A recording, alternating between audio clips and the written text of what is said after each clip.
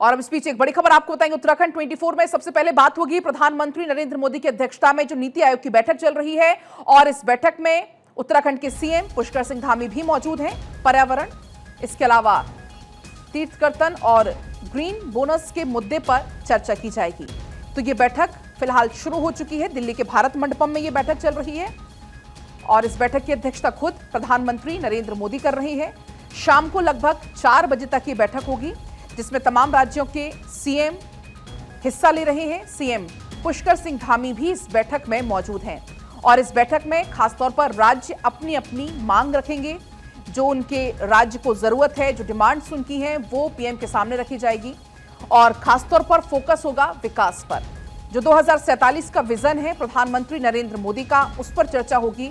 एक road map उसके लिए बाकायदा तैयार किया जाएगा और इसमें हर एक मुद्दे पर चर्चा होगी जिससे राज्य का विकास संभव है।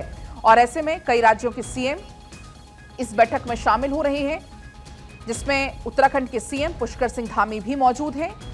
प्रधानमंत्री नरेंद्र मोदी की अध्यक्षता में ये नीति आयोग की बैठक चल रही है और इस बैठक में पर्यावरण, ग्रीन बोनस के मुद्दे पर खासतौर पर चर्चा की जानी है।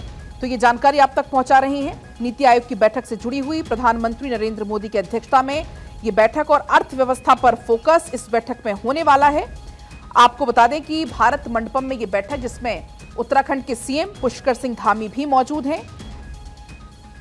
तो एक बयान के अनुसार आपको बता दें, बैठक में विकसित भारत के लक्ष्य को प्राप्त करने के लिए सभी राज्यों के साथ यहां पर चर्चा की जाएगी। बैठक में अर्थव्यवस्था पर खासतौर पर फोकस किया जाएगा। जो राज्य हैं वो अपनी अपनी डिमांड्स यहां पर रखेंगे। जिस राज्य को उसके विकास के लिए जिस भी चीज की जरूरत है उसका जिक्र यहां होगा। बाकायदा पूरा रोड मैप इसके लिए तैयार किया जाएगा आने वाले समय के लिए, क्योंकि विजन 2047 जिसका जिक्र पीएम मोदी करते हैं, तो उस पर फोकस किया जाएगा। तो ये जानकारी है। उत्तराखंड के सीएम पुष्कर सिंह धामी भी चूंकि इस बैठक में मौजूद हैं,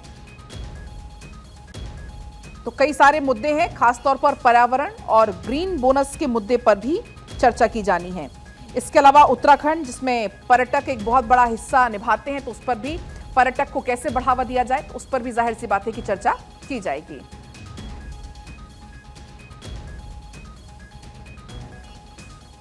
और वहीं सीएम धामी ने एक वीडियो पोस्ट किया है। सीएम धामी ने मंदिर का एक वीडियो पोस्ट किया है। श्री वीरभद्र मंदिर का वीडियो पोस्ट किया है। ऋषिकेश में ये मंदिर है। वीरभद्र मंदिर महादेव को समर्पित है। तो ऐसे में सीएम धामी हर रोज उत्तराखंड के जितने भी पर्यटक स्थल हैं उसको बढ़ावा देने के लिए इस तरीके से पोस्ट करते हैं। और ऐसे में पोस्ट करते हुए लिखा भी गया सीएम की तरफ से, हर हर महादेव, ऋषिकेश स्थित श्री वीरभद्र मंदिर देवाधिदेव महादेव को समर्पित है। भोलेनाथ की कृपा दृष्टि समस्त भक्तजनों पर बनी रहे, ऐसी कामना करता हूं। तो ये एक्सपर पोस्ट भी आपको हम दिखा रहे हैं। सीएम पुष्कर सिंह धामी की तरफ से ये पोस्ट किया गया है और ऐसी कामना की गई है कि भक्तजनों पर भगवान भोलेनाथ का आशीर्वाद बना रहे।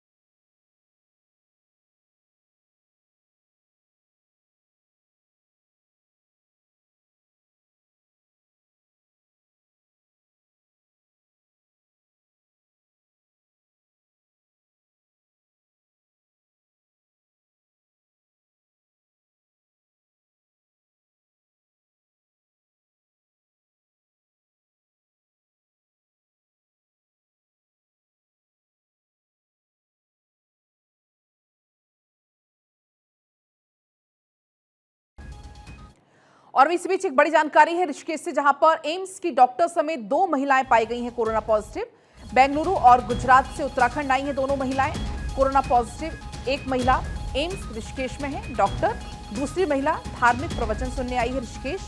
उत्तराखंड का कोई भी नागरिक कोरोना पॉजिटिव नहीं है, लेकिन जो बाहर से आए हुए हैं 2 महिलाएं वो कोरोना पॉजिटिव हैं, जिसमें से एक महिला बेंगलुरु से आई है और एक महिला गुजरात से आई है। हालांकि आपने देखा जिस तरीके से अब धीरे धीरे कोरोना पांव पसारना शुरू कर रहा है, इसको देखते हुए तमाम राज्यों में एहतियात के तौर पर कुछ गाइडलाइंस भी जारी की गई हैं।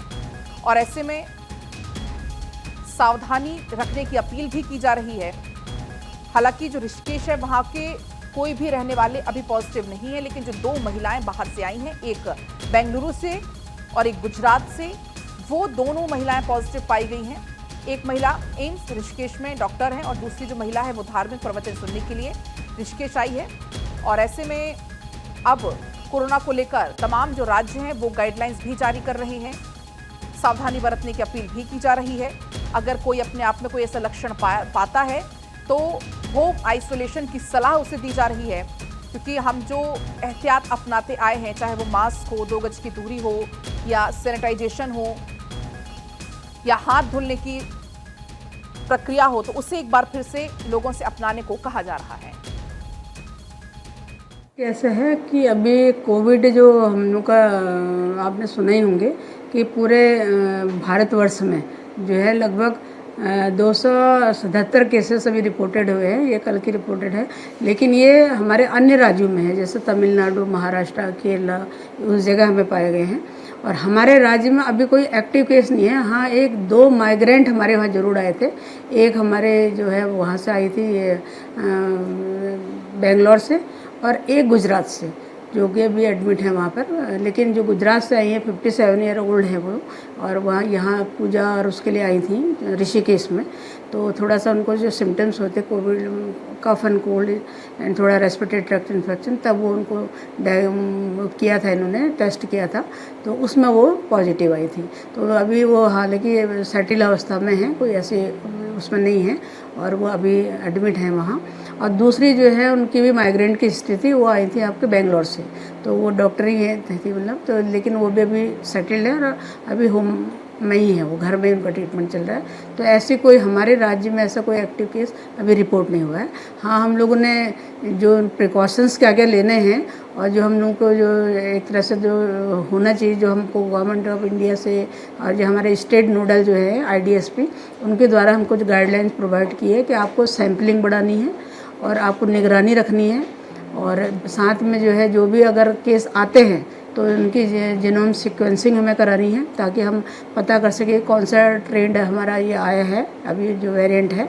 और साथ में जो है हमने ये सारे निर्देश दे दिए हैं कि वे अपनी तैयारी पूरी रखें। जैसे आपको पता ही है कि कोविड के दौरान हम लोगों की तैयारियाँ थी, तो उसमें भी हमने ये VC भी ले लिया सारे CMOs को, और निर्देश भी दे दिए गए हैं मेरे द्वारा कि अपने ऑक्सीजन बेड है या ऑक्सीजन कंसंट्रेशन है और ये सब ऑक्सीजन प्लांट है, ये अपने एक्टिव रखें और सैम्पलिंग थोड़ा बढ़ा लें, और ताकि अगर कोई केस आता है तो उसका जीनोम सीक्वेंसिंग करा लें। तो ये मेरे निर्देश हमारे जा चुके हैं। और वहीं शहीद करतार सिंह सराभा जी की आज जयंती है। CM धामी ने करतार सिंह सराभा को नमन किया और लिखा, आपकी शौर्य गाथा हम सभी के लिए प्रेरणा स्रोत है। CM की तरफ से लिखा गया, महान स्वतंत्रता संग्राम सेनानी अमर शहीद करतार सिंह सराभा जी की जयंती पर शत शत नमन। आपकी शौर्य गाथा हम सबके लिए प्रेरणा स्रोत है, जो हमें सदैव राष्ट्र सेवा के लिए प्रेरित करती रहेगी। और ये एक्स पर पोस्ट आपको हम दिखा भी रहे हैं।